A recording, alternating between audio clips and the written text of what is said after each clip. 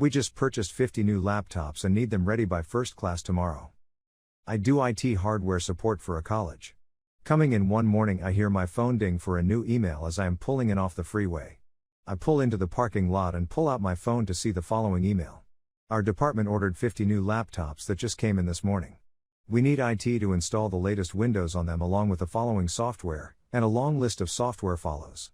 These computers need to be ready to go by 10 a.m. tomorrow morning so we can use them for the first class. I checked to see if this was forwarded by my boss or his boss. Nope, it was sent directly to me. No ticket, no purchase order information. I didn't even remember seeing an order for new laptops in any department come through the system in the last month.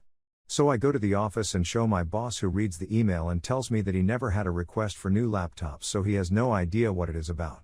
After a few minutes of trying to call the department with no answer, I agree to walk over and see what this was about. When I get to the department office, I finally track down someone who knows what is going on, and she leads me to one of the classrooms with a pile of boxes in the center of the room. My heart just sinks. There before me, a pile of new 7-inch Windows tablets with attaching keyboards sat. I pick one up and look over the specs. Low-end tablets, barely enough memory to run Windows 10, installed, but would never run Windows 7. We haven't upgraded the school yet, it was still a new OS, and is nowhere near able to run any of the software that they were requesting, as each unit had about 16 gigabytes of storage. Needless to say, I was a little scared about this. I asked her how these were even ordered through our system, and she tells me that they bypassed the system and ordered from a web company to get a better deal. I know that there was no reasoning with her, so I ask if I could take one down to the office to get a look at it, and she agrees with the stern comment of these need to be ready by tomorrow. Make sure it happens. Back at the office, I show off their new toy to the rest of the staff and my boss. None of them are happy. There is no way we can install any software on these, let alone connect them to our network so the students can log into them.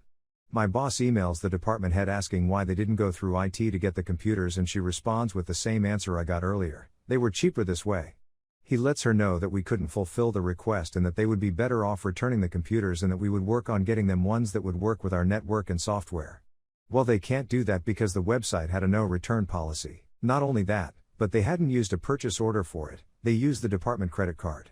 So now we are stuck with 50 Windows 10 tablets that the department can't really do anything with, and the department head is demanding answers as to why no one told her that we couldn't use those.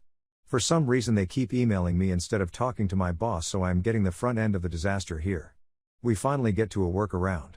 The tablets are set up on the Wi-Fi network, and we have to create a generic user account for each tablet along the lines of Department Tab 01, and then link that username to the MAC address of the tablet so that no one would be able to log into the network with another computer.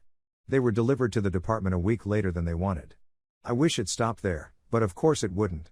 First day with the tablets, a trouble ticket comes in saying none of the tablets would connect. Get to the classroom, and the teacher had written one of the usernames on the board and was trying to have everyone connect to the Wi-Fi with that one username. What is bad is that we had a printed set of login instructions hanging right by the board that she used. Then they wouldn't charge. Turns out that the tiny barrel plug that these things used had to pushed in all the way to get a connection. Even just a little short of the mark, and they wouldn't charge. None of the tablets had been plugged in properly over the course of about 2 weeks. And we still get random requests for software to be installed on these. The students won't even use them because the keyboards are just too small to type on unless they have the hands of a 7-year-old. Why do departments do this to us? I really wish we had a purchase system in place where all computer requests go through us. Story 2. Setting up an authenticator is not hard. Right? So, I am sitting as tech support trying to help one of my colleagues remotely. The issue today is, unable to connect with remote connection. Solution: add authenticator to account. Background: all users have access to a remote desktop system which they can log in from anywhere they are, but it requires an authenticator phone app for it to work. Me as an administrative IT guy, I can use remote control software that can easily be given out with a link that remotely helps people, which then lets me connect to their computers.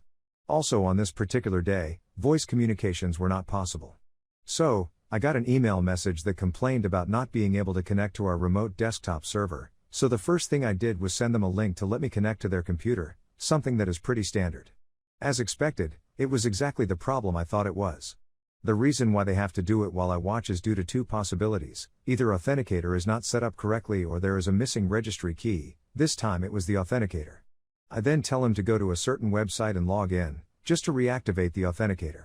They managed to log into that website with SMS as the MFA choice the first time within like 2 minutes with no help from me, but then we started with the authenticator setup.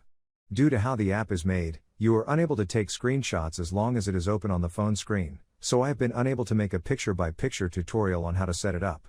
I then take over the computer for a minute to start the setup process, then I message him to follow the instructions shown on the screen. And he freaking closes the setup dialog box and refreshes the page and breaks it.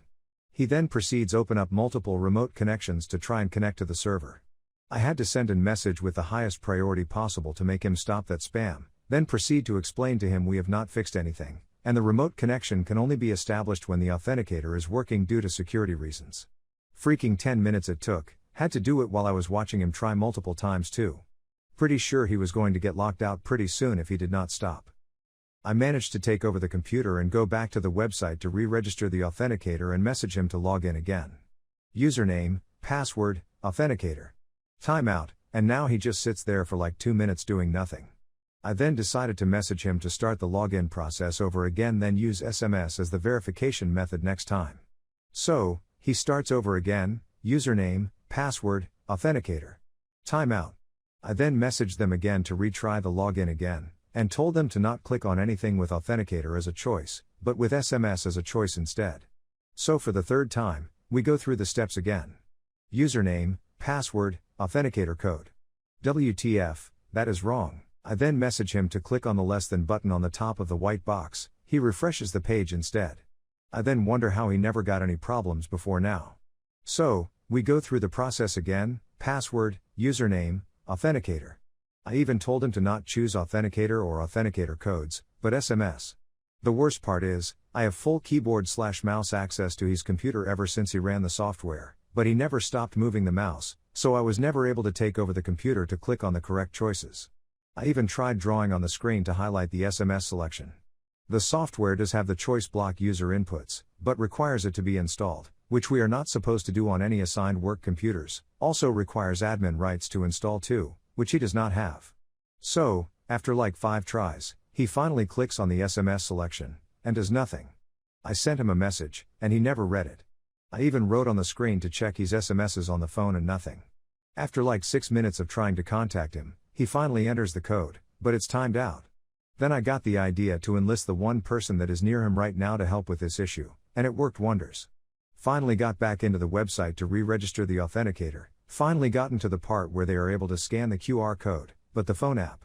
They told me that it requires a username and password to unlock, and they did not know the password at all. At this point, we have used like 2 hours just to get back into the site the second time. And most of the time was used by him staring at the screen and not reading my messages. So, I tried to get in confirmation to reset the password, left on sent, then 10 minutes later I got the message that they needed to go to a meeting, edit, fixed and miss wording.